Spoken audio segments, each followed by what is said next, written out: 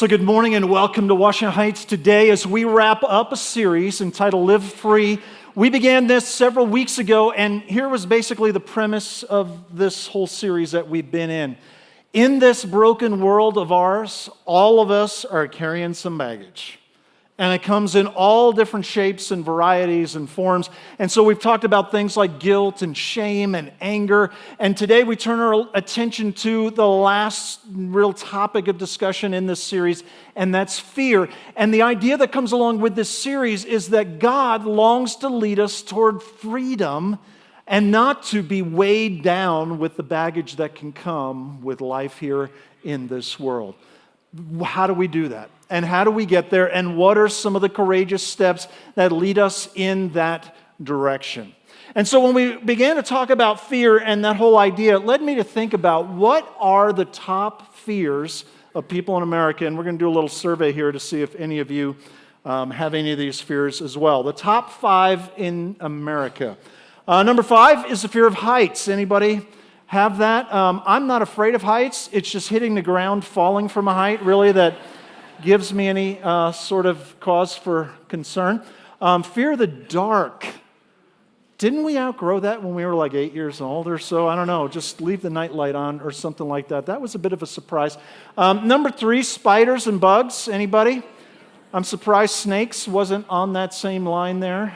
That seems to be a real fan favorite. Death. Now think about this for a moment. Death is number 2.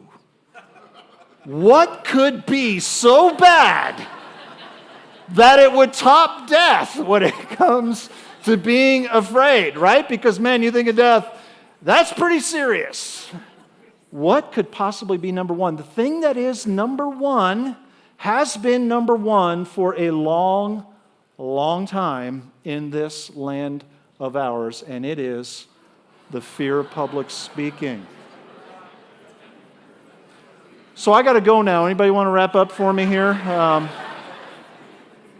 This reality led comedian Jerry Seinfeld to make this remark. He said, so if this is true, then at a funeral, the guy in the coffin is better off than the guy giving the eulogy, right? Because we'd rather be dead than be caught public speaking. And maybe you know what, a little bit of that experience is like. You know what I think should have made this list, but it's not, and it's just one of my sort of irrational fears? Clowns. Clowns are creepy. And here's the other thing. Let me just say this, fair warning, okay? If anybody here ever dresses up like a clown and jumps out at me from some hidden spot, I will punch you in the throat, okay? Just so we're all clear, all right? But now there's probably 3 guys saying, yeah, note to self, where can I get a clown outfit? Because that would be fun to see. There are all kinds of different fears, and some of them are just irrational, right? And yet we know that some of them are not. And we could look at this from the perspective of just facts of information.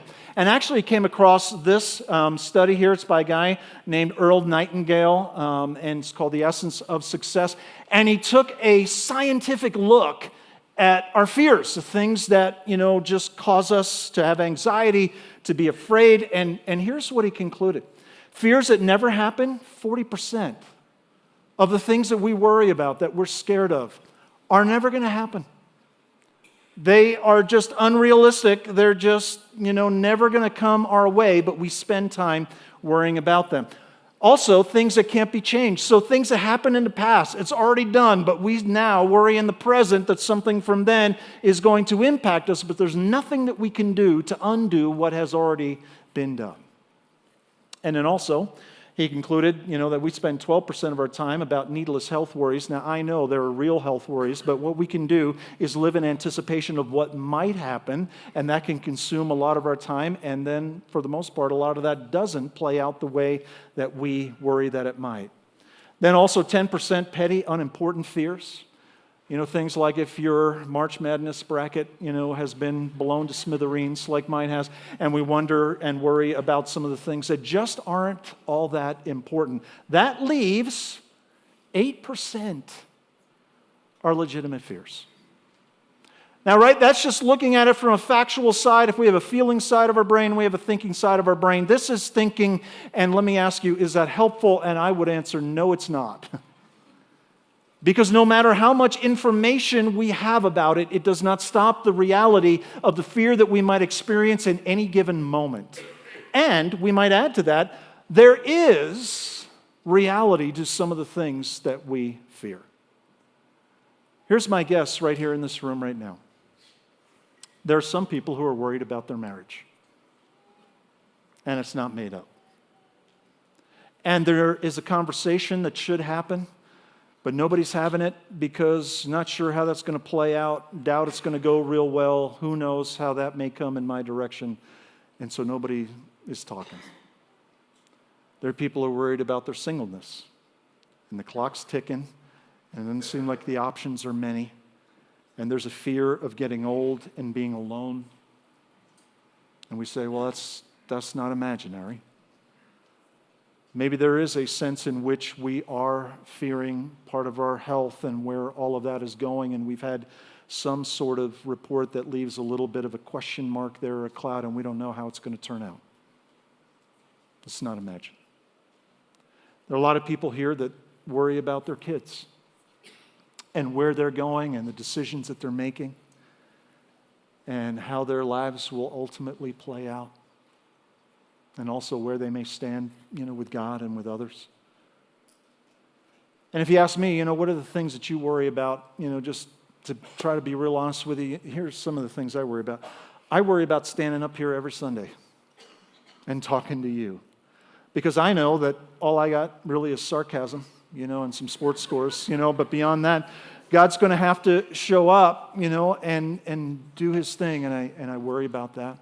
I do worry about my kids, love them in ways that I can't even put words to. And I worry, believe it or not, about something that is kind of a new worry for me, and it's retirement. Once you're on the dark side of 50, which I am, all of a sudden you're thinking, it's not that far. And is there going to be enough to be retired and be, sitting on the couch for a couple days? Sounds good for a couple days. But what happens after that?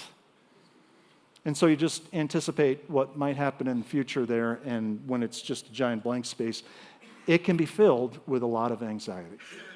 So here's what I want to look at specifically today as it relates to fear. Is that fear can become a paralyzer, an immobilizer, that when we fear, we don't even fully understand what's out there, it can lead us to do nothing or perhaps even take some steps backward, but not take the steps that we could, not take the steps that we should, and maybe in relation to God, not even to pursue God in the ways that we can. So how can we unload that piece of baggage where fear does not become the great immobilizer, the great paralyzer that it can be? Well, I want to take a look at one verse here as we begin. We're going to look at some examples and stories from the Bible as we go along. But this is from a book in the New Testament that was written by the Apostle Paul. And he wrote most of the books in the New Testament. And he's writing it to a young pastor by the name of Timothy. And Timothy has some issues that are playing out in the church that he leads. Not everybody in the church is getting along. Can you imagine such a thing as that? It's the only time in the history of the church that's ever happened, was this one time. No, I'm just kidding. That's a little bit of a joke there. It happens because there's people like us here. And part of his challenge, too, is that people in the church have some issues with him in his leadership responsibility, and it seems like a lot of that revolves around the idea that he is young. And so some people are challenging that.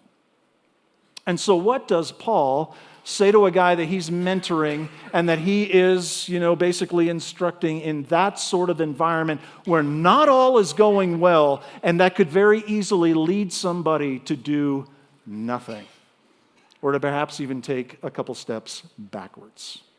Here's what he writes in 2 Timothy chapter 1. For God has not given us a spirit of fear and timidity, but of power, love, and self-discipline. Timothy, you face some uncertainty. You know what? That's going to happen in this world. Things are not always going to make sense. You're not always going to understand where people are coming from. You're not always going to have the road just clear and level and just smooth for you. You got to realize that. But come what may, you've got to know that the God that we follow has not given us a spirit of fear and timidity. And if you wonder, well, okay, what exactly does that mean? It's actually a picturesque kind of word that comes from an analogy in combat where it means running from the battle. That when things get a little bit tough, you know what? Fear and timidity is turning around and running the other way and saying, I'm not doing that. And Paul says to this young protege, that's not who God is, and it's not what He's calling you to do, and it's not what He's calling you to become. That instead, He's given us a spirit of power and of love and of self-discipline. What does that mean? Power is the idea of being bold.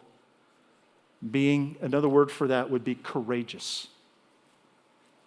Well, what if there are things that we don't know? Yeah, that's okay. God has given us a spirit of courage, of boldness.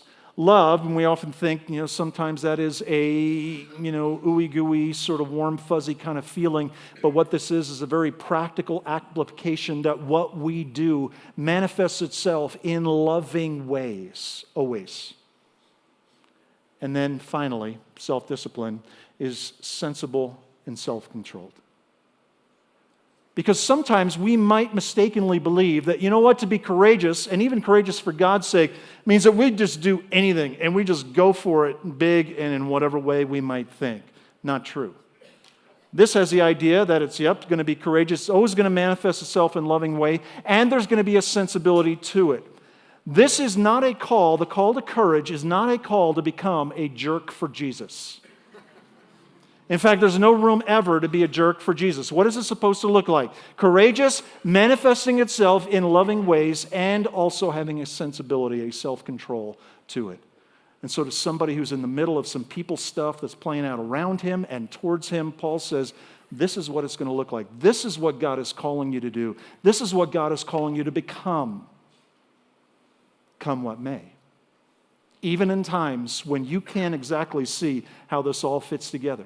God, why would you put me in this position where people would be at odds with each other? That doesn't make any sense. We're not supposed to be doing that. We're supposed to be following after you.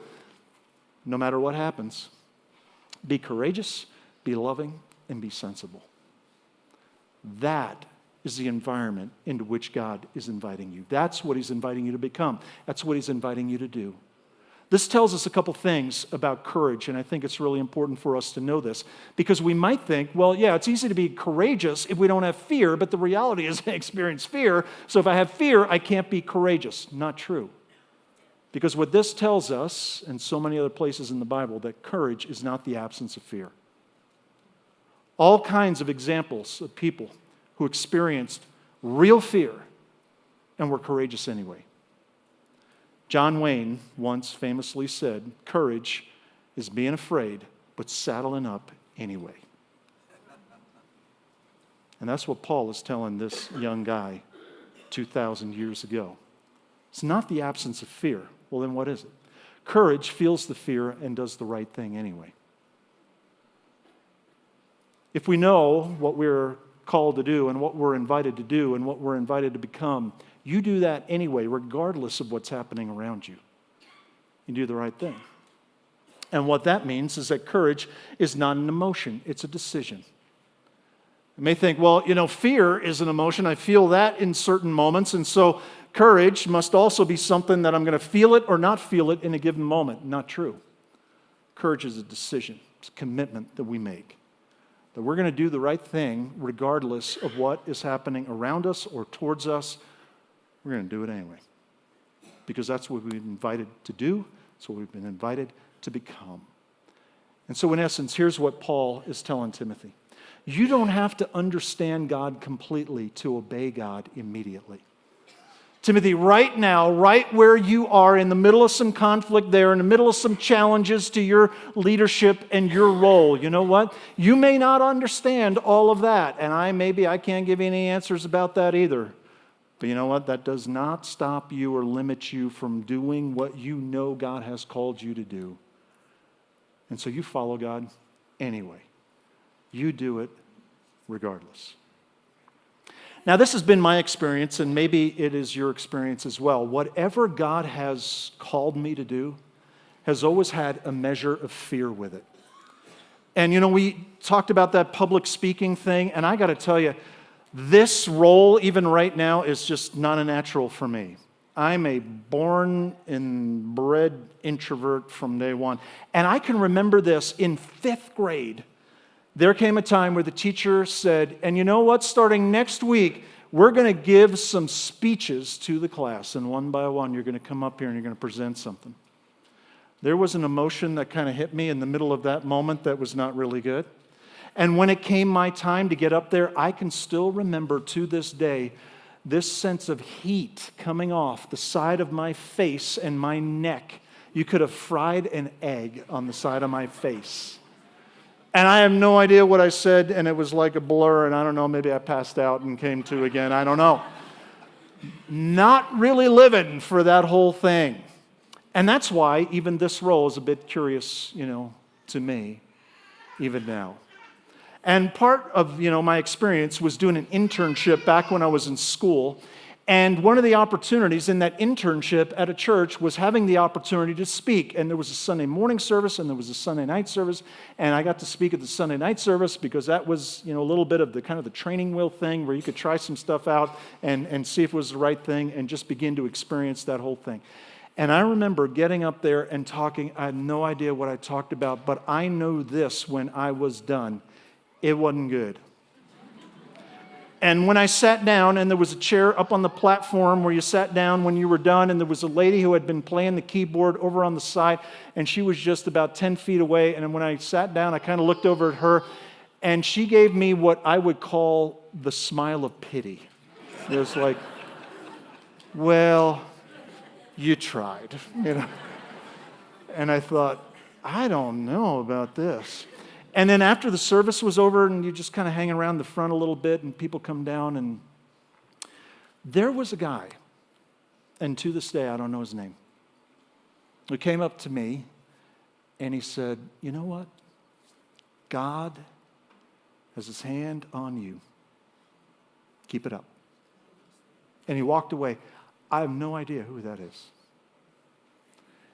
And a lot of what has played out since then, I think, is a result of that moment.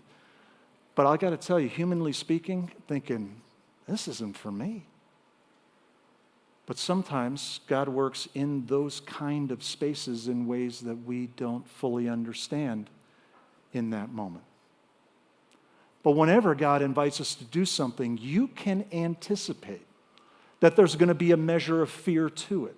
And if we live in fear that leads us to be paralyzed, we will never experience what God has for us on the other side of that. That's why I can relate to a guy in the Bible. Maybe you've heard of him. His name is Moses. And Moses was selected by God to do a huge, lead a huge effort in God's name. And through a whole bunch of circumstances we don't have time to look at, Moses winds up in the middle of nowhere in the desert tending a bunch of sheep. And then one day God shows up to Moses and says, hey, I want you to go down to Pharaoh in Egypt because the time has come for my people to be free, because this nation called Israel had been enslaved inside of this nation called Egypt. And now the time had come for God to set his people free and lead them to a land that he was going to provide for them. And Moses' response is classic. He's like, I think you got the wrong guy. I don't talk real good, and I got some issues, in front of and God basically answers every one of his objections, and he has a bunch of them. And Moses is used in a mighty way by God to carry out something that was just incredible. But let me give you a little bit of the backstory of Moses' life. Because if it hadn't been for courageous decisions, Moses never would have been there. Back when Moses' mom was very pregnant with him and about to deliver, the Pharaoh in Egypt, the leader in Egypt, looks at Hebrew families and looks at Egyptian families, and this guy's pretty smart, and he looks at the trajectory of the populations, and he's saying, hey, these Hebrew people, they have huge families. In time, with the same rate of growth here, they're going to outnumber us, and that gets a little bit scary. And so he issues an edict and tells the midwives who are helping women in labor and delivery, and he basically says this: if it's a girl when she's born, let her live. If it's a boy, take him out. Kill him. Now imagine yourself as a midwife where, you are trying to bring life into this world and you get put in that position. That would be something that you fully wouldn't understand. Is there some fear that comes along with it? You defy Pharaoh. It does not go well for you. So you know what the midwives did? They did the right thing anyway. And they delivered not only the girls, but also the boys, including when Moses comes into this world. And when Pharaoh asks, hey, how's that whole thing going? They say, oh, you wouldn't believe these Hebrew women. They have these babies, and they are just right up and at them again, and they're out there, and before we even get there, they're gone. Okay, well, keep trying. Meanwhile, Moses comes into this world, and they know they need to hide him, and so they put him in this basket and float him out into the Nile River. And wouldn't you know it, here comes Pharaoh's daughter down to the river to bathe, and she finds this baby, and she's going to now raise it herself. And Moses' sister, Miriam, has been watching from a distance, and she comes over into the middle of that scene and says, hey, I happen to know somebody who could nurse that child right there. Oh, great. You know what? Who it winds up being? Moses' mother winds up raising her own son in the time of a great edict that has been issued about killing newborn baby boys. And you know what we don't know about those midwives? We don't know their names. God knows their names, but we don't. But you know what they did? They did this very thing. In times when you don't understand things completely, we can still obey God immediately. And if we wait for everything to be sorted out and for the road to be smooth, we will never get anywhere, because that's not the world in which we live. And so fear can become a perpetual paralyzer, keeping us from doing what we know is the right thing to do and the thing that God is calling us to do. In the New Testament, there's a story about a boy. He's in the middle of a crowd one day. We're told there were 5,000 men there, and if you count women and children, that'd be a crowd of 15 to 20,000. And Jesus decides to use this day as an on-the-job kind of training for his disciples, and he says, feed the crowd. And they turn around, they look at the crowd, they go, it would take an incredible amount of resources to feed all these people. Why don't you just send them away? And Jesus says, no, we're not going to do that. And so they go out in the crowd, and there's one boy, and he shares his happy meal that day. It's not much food. He's got a couple loaves and some fish, and he basically hands it over. And Jesus uses that simple act of obedience to perform a miraculous event. In fact, in the very next chapter in the book of John, it talks about this crucial interaction Jesus has with his followers that bounces off of that event. And it's a moment in which those followers of Jesus, those disciples, take another very huge step in his direction. You trace that back, it just started with a very simple act of obedience. For somebody who's probably thinking, I don't know where all this is going, I don't know how that's going to play out, he did it anyway. We never know what we set in motion with one simple act of obedience. We never know. And we're not given all the details of how that's going to play out ahead of time. And in the middle of moments even that are anxiety-producing, fear-producing, where we might want to just do nothing until everything sorts itself out, we are called to be bold, courageous, manifested in loving ways, and have a sensibility about it. Another example in the Bible. There's a woman in a Samaritan village, and the Samaritans and the Jews didn't like each other, and all of a sudden here's this Jewish rabbi, Jesus, sitting at a well where she's coming in the middle of the day, and all the indications are that means that her community has excluded her because that's never when you went to get water unless you were on the outside looking in. There she is at that time of day. They're not even supposed to talk to each other, but they go ahead and they have a conversation, and through Jesus challenging her and knowing things about her, she steps across that line of faith and trust, and she puts her hope in Jesus. She runs back into the town that has excluded her, and she shares with them, hey, I met the Messiah, I met the promised one, I met the one who told me everything about myself. And the whole town comes running out, and it tells us as a summary statement, the whole town began to follow Jesus. A simple act of obedience. Do you think there were opportunities as she's running back to the town for her to wonder what people are going to think about her? They don't like me to begin with. Now they're going to think I'm crazy. They don't even like me. She did it anyway. We never know what we set in motion with one simple act of obedience. Let me give you a more current example. Let me ask you this question. You ever heard the name Edward Kimball? This is not Richard Kimball from The Fugitive, okay? This is not that. Edward Kimball. And my guess is nobody's ever heard of Edward Kimball. Well, Edward Kimball, a long time ago, 1800s, was somebody who stepped up and said, you know what? I'm going to get involved in being with the children and teaching them about who Jesus is and all of that, and probably, like us today, that can bring all kinds of different things with it. Edward Kimball says, I'm going to do that. Through that process, there is a young boy inside of one of those classrooms, and he steps across that line of faith and trust. That boy's name was D.L. Moody. D.L. Moody went on to have some meetings and things like that and tell people, who Jesus was. And in one of those meetings, D.L. Moody speaks, and a guy named Wilbur Chapman responds. And probably still, we don't know who Wilbur Chapman is. Well, he went on to have a series of meetings as well. In one of his meetings, a professional baseball player puts his hope and faith in Jesus. His name was Billy Sunday. Well, Billy Sunday goes on to have some meetings as well, and in one of those meetings, a guy named Mordecai Ham puts his faith and trust in Jesus and becomes a follower of his as well. And you probably haven't heard of Mordecai Ham either. It's a little bit of a strange name, but he started having these meetings through all different parts of the U.S. He goes into North Carolina, where there's a boy who has no intention of going to hear this guy named Mordecai Ham speak, but some of his buddies are going to cause some ruckus at this meeting, so he goes just to see his buddies and how that's all going to play out. That boy who didn't want to go, his name is Billy Graham. And I'm pretty sure you've heard his name. His funeral was not that long ago.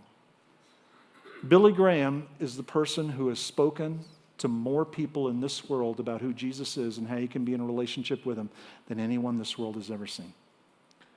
And you trace it back, and it begins with one simple act of obedience on the part of one person who says, I'll step up and I'll do it.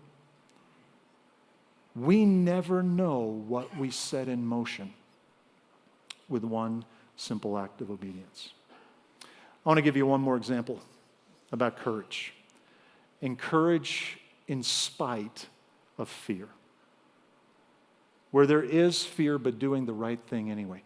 This Sunday, across the world over, is referred to as Palm Sunday.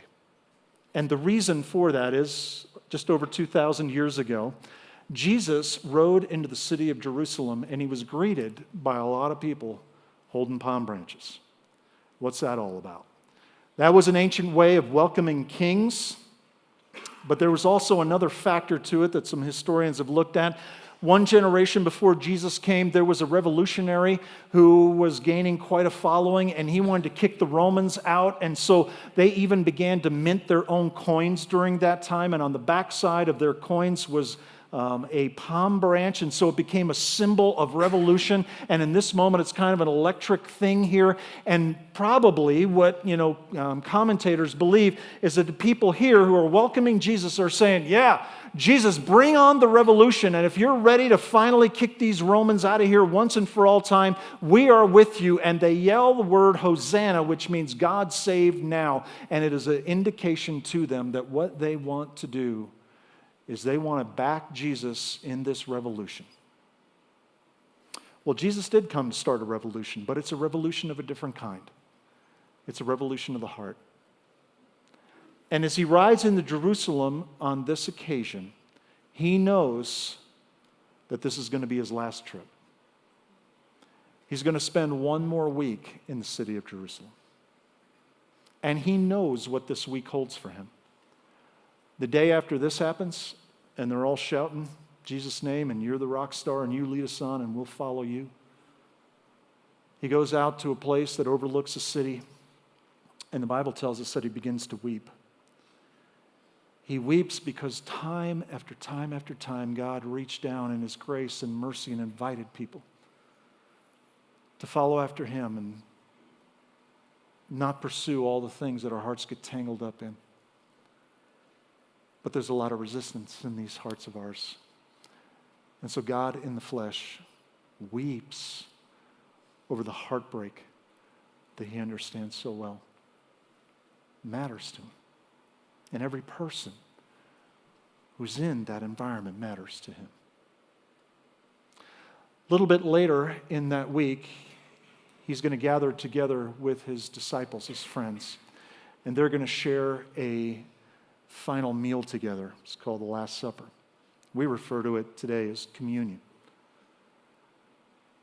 And before he does that, Jesus wants to show them a final demonstration of his love. And so what is he to do? He washes their feet. And the feet that he washes in that room include the feet of the person who is just about to go out and betray him to the religious leaders and Roman authorities. He washes his feet anyway. They share that final meal. And in that moment, Jesus talks about what is to come because he knows what's coming. That there's going to be a sham trial. There's going to be public humiliation. There's going to be a beating that often killed people in that day before people ever got nailed to a cross. And then he will be asked to carry his cross, which he is unable to do the entire way because he's in such bad shape. And after the final meal, he did one more thing before all of those events unfolded. He went out into a garden and he prayed, and it tells us that he was in such anguish that he even sweat drops of blood. What would cause such anguish? What would lead God in the flesh to be so disturbed in the soul? Was it all the physical stuff that was coming? And that's part of it. But the bigger piece of the anguish is Jesus knowing that he's going to take upon himself the sins of many and make payment for them. See, I fear a lot of times we vastly underestimate the seriousness of our sin. A lot of times we look around and say, well, look at what he's doing, look at what she's done. We think, well, I'm not that bad. But Jesus understands that payment for sin, boy, the price is pretty high. And so he's going to shoulder all of that upon himself. And he's going to stand before a holy God, and he will make payment.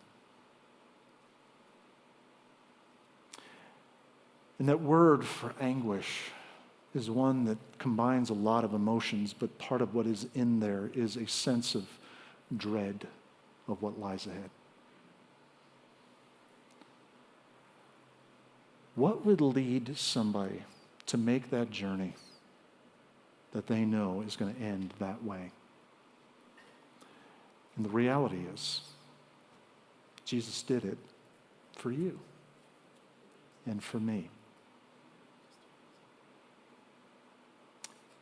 He faced that fear and he did what he knew would be the only thing that could make people like us right before a holy God. That's what it would take. And he did it anyway, in spite of the fear the anguish. Sometimes we might have a very misguided view of who Jesus is. Sometimes he's portrayed in movies like this emotionless, robotic figure who doesn't feel anything. That's not true. Other times he's kind of pictured like a cross between a hippie, from the 60s and a senile grandparent who just kind of misses a whole lot of things. Oh, that's okay. Neither one of those pictures is accurate. He is flat out courageous and willing to stare down what would be your and my worst nightmare and to make payment so that we could be made right with God. He did anyway. And that's why Paul says to a young guy who's living in the middle of some uncertainty, and I don't know how all this is going to play out, hey, look, God has not given us a spirit of running from the battle. Remember who we follow.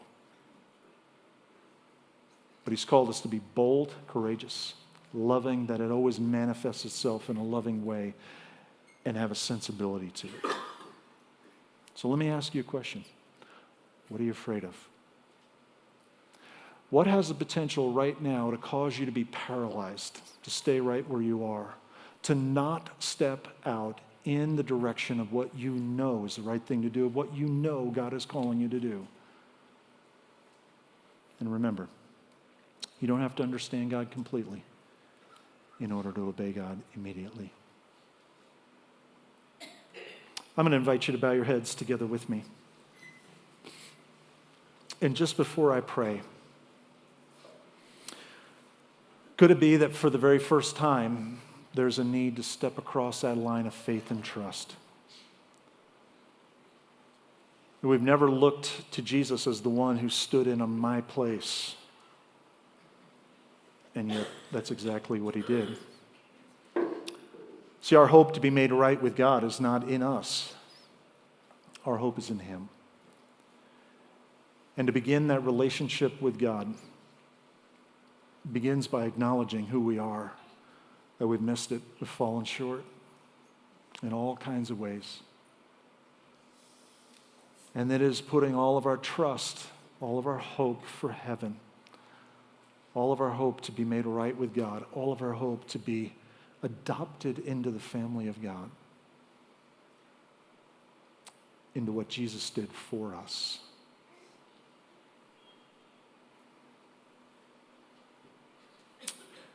It's also a commitment that we're going to follow after him the rest of our days. We won't do it perfectly, but that's the direction in which we turn our hearts and our lives. And Lord Jesus, thank you for who you are and the many ways in which you reach into these broken lives of ours. And you give us your grace and your mercy, all of it, every bit of it, undeserved. But you do it anyway. Because your heart longs so much for people to know you and to follow you and to experience all that you have, including so much freedom from the things that weigh us down in this world. And so, God, thank you for who you are and for the things that you have accomplished for us. And we ask that you would give us the opportunity in all of life to respond to what we have been given in all kinds of different ways that would seek to honor you and live for you. And so we ask and we pray all of these things in Jesus' name and for his sake.